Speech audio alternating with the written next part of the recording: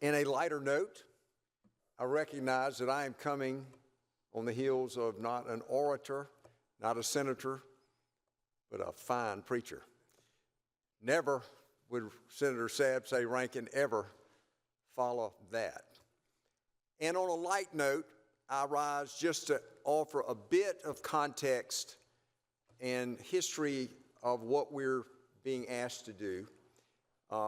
And perhaps this is a hard ask of us to do effectively on the fly what many of us have labored to do at least once before, if not twice before, if not 3 times before, serving in various roles in what we do, and that being the process of redistricting.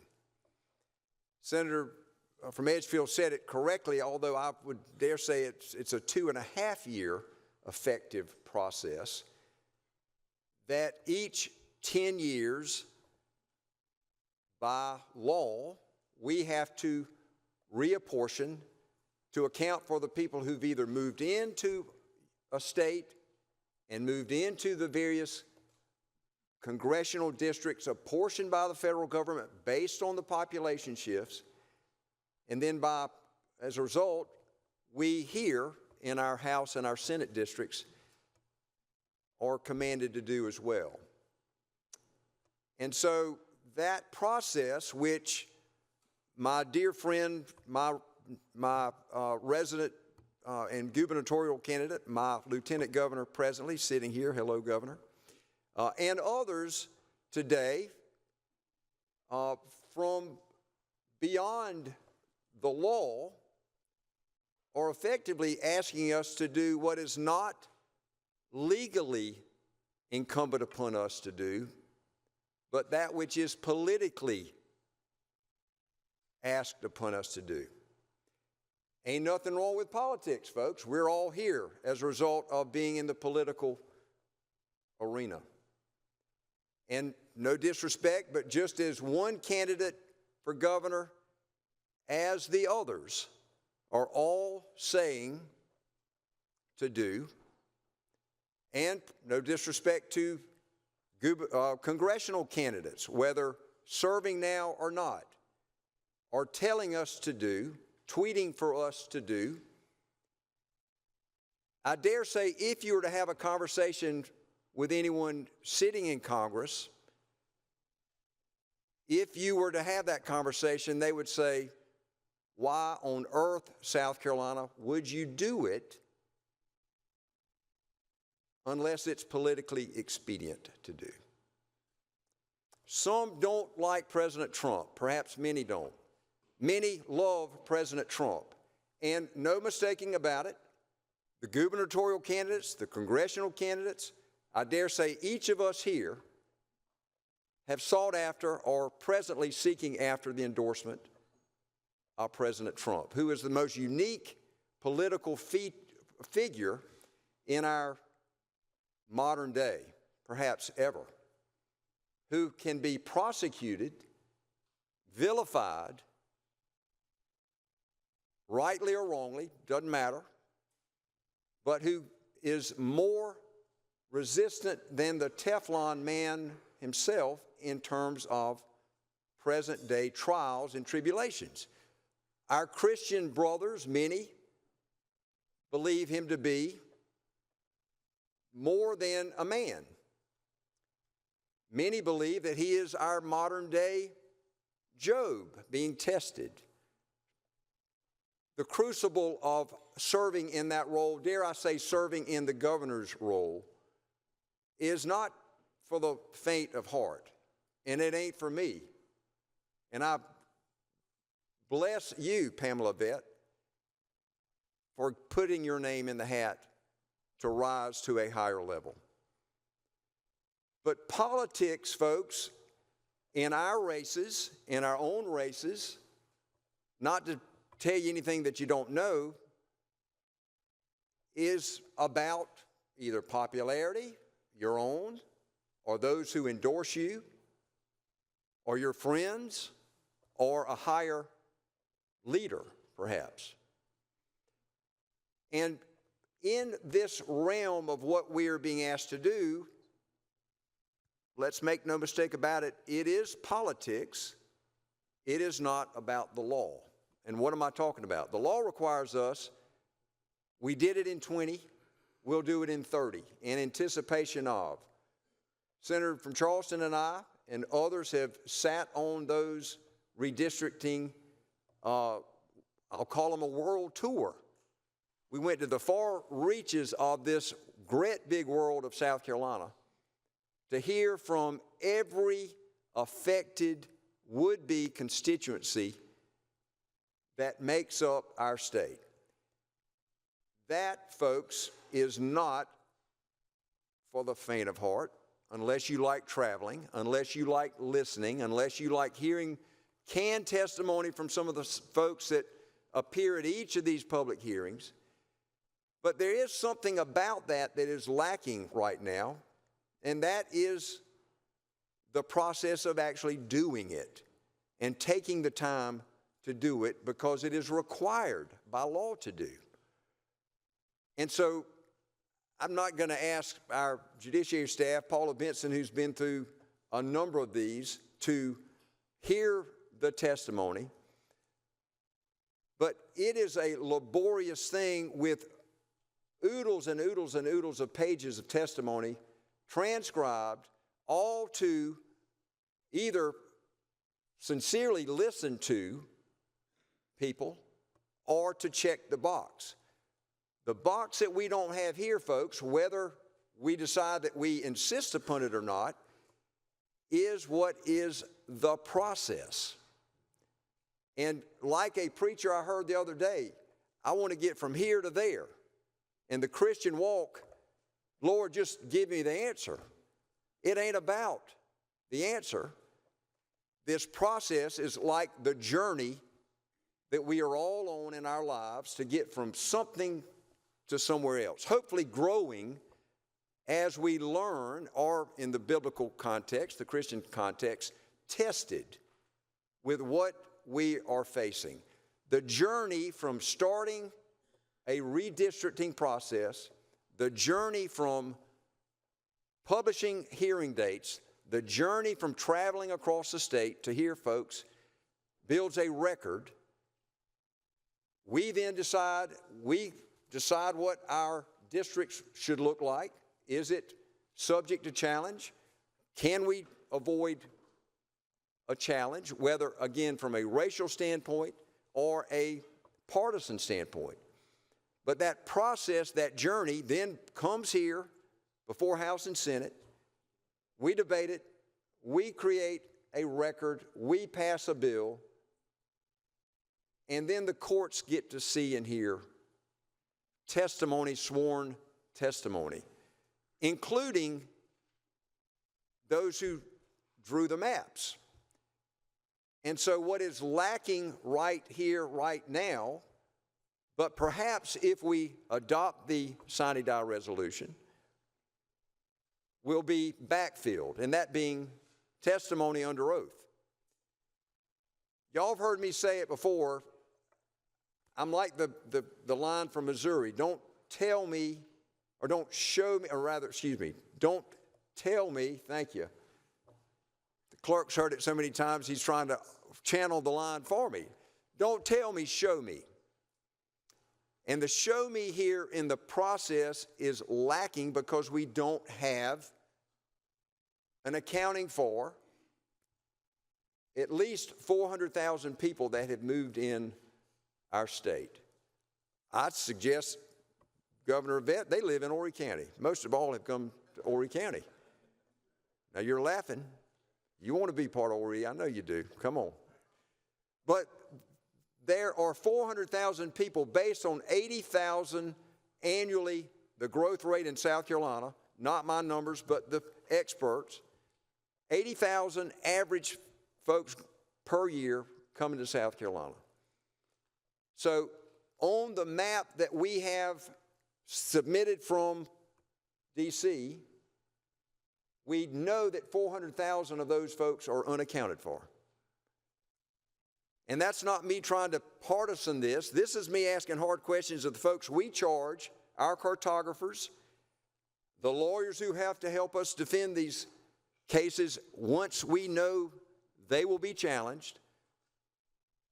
We have folks that aren't accounted for because why? We haven't tested these.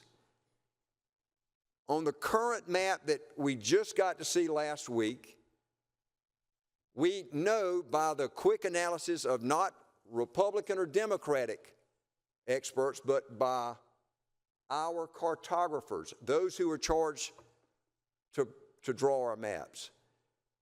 Unlike the current plan that we're all running on, that yes, was blessed by both the U.S. Supreme Court and the South Carolina Supreme Court, there are 13 split precincts of all of ours based on what are called the VTDs.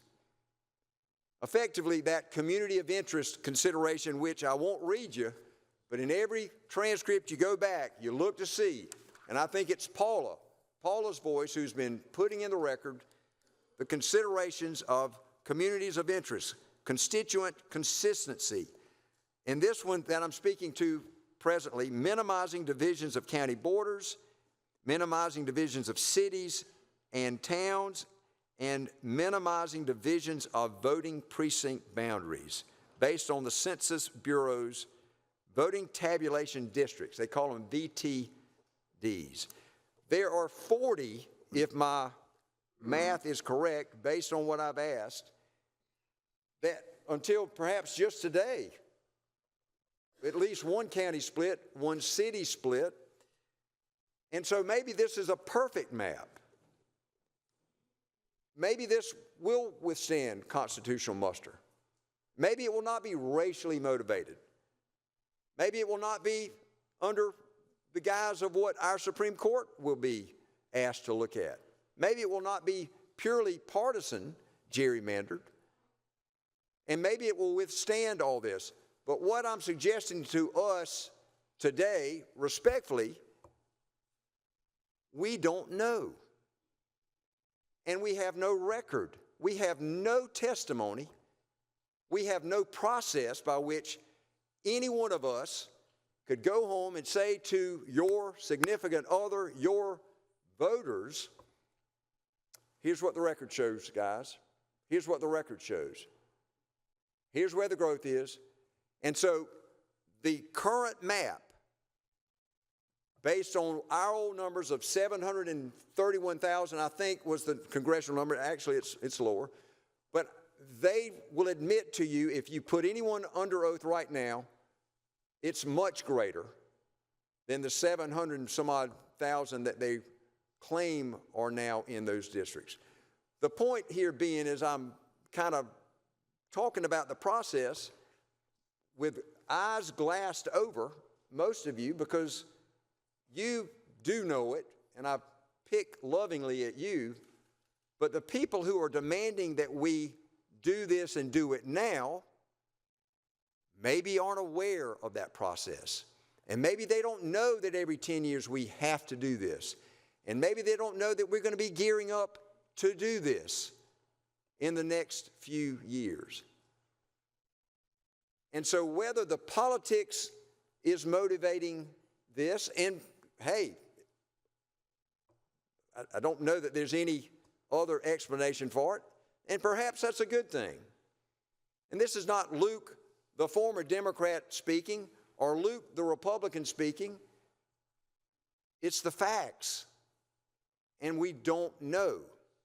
And so the question that you have, for me, that I have, is how do I say that I've asked the hard questions, that I've put the experts to the test, that I've spoken to our lawyers, who will frankly tell you there is no time for the Senate Judiciary Committee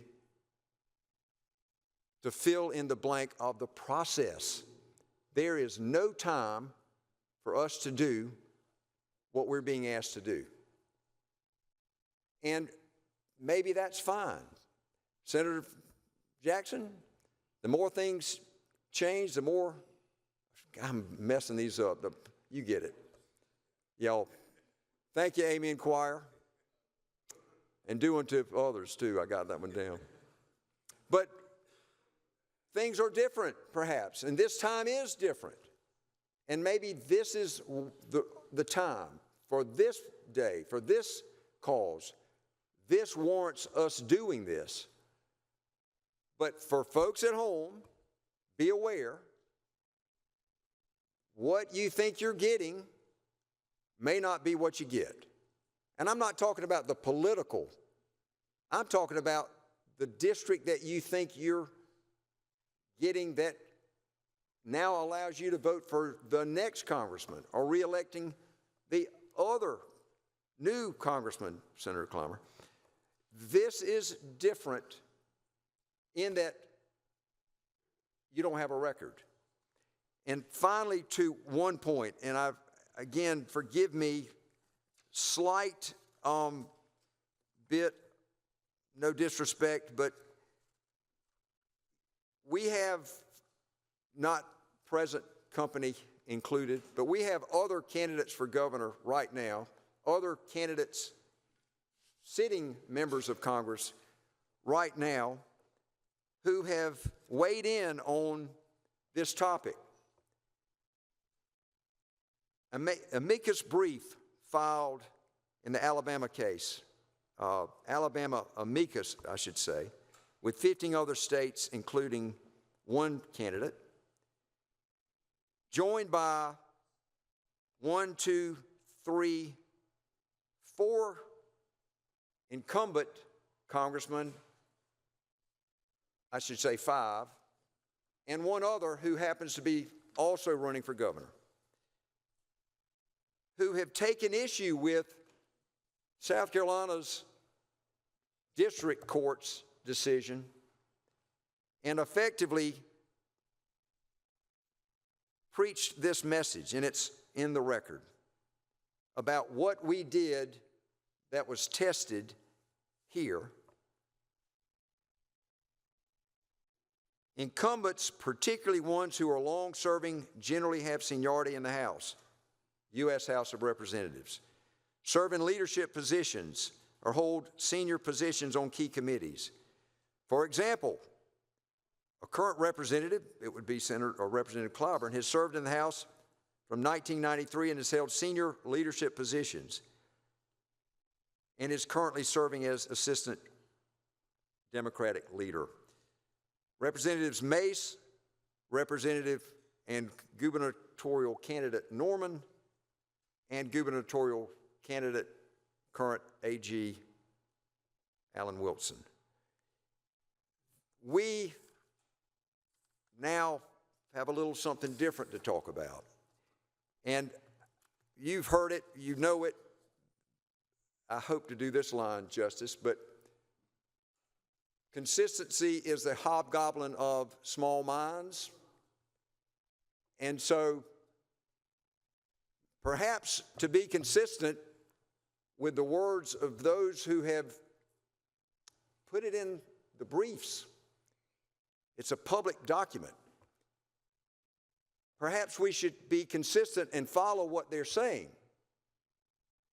Or perhaps, as Julius Murray, the famous cousin from the former Senator Kay Patterson, used to say, perhaps this is different.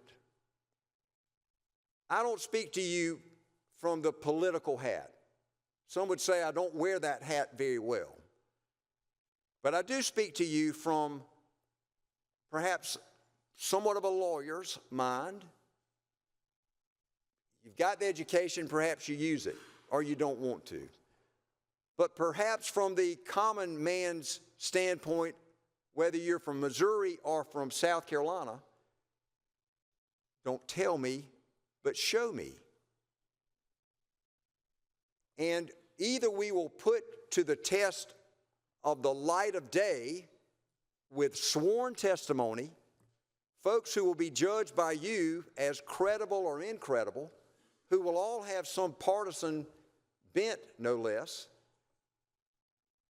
but to help you put your head on your pillow at night knowing I didn't do the wrong thing for the wrong reasons, this map might be the best map.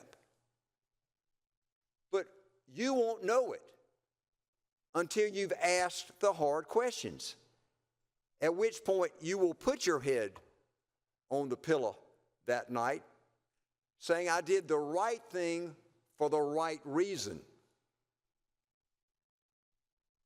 And without facts, folks, not hyperbole, without tweets, how are we going to know? And so my charge as one elected to do right is to demand the proof. And I will demand the process. And I believe that as the committee chair, we owe the people of South Carolina, we owe the people that we represent, not just being told, but being shown. And my hope would be that at the end of this process, not months and months long, because I don't want to do a redistricting 3.0, but we need to ask the questions and see whether it passes a straight face test.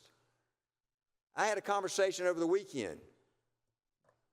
Do I relish the idea of having public hearings across the state over congressional only maps? Oh, not no, but. And so we will do this, but if we have to do that, we will. But I think without a doubt what is lacking as we stand here today, and perhaps can be filled in, and I hope that we can, is a record that allows each of us comfort and allows each of us to, in the biblical fashion, not only to do justly, but love mercy and walk humbly with our God. And the more important, but in this context, the former being preeminent. And that's to do justly. Thank you, Mr. President. We have amendments on the desk.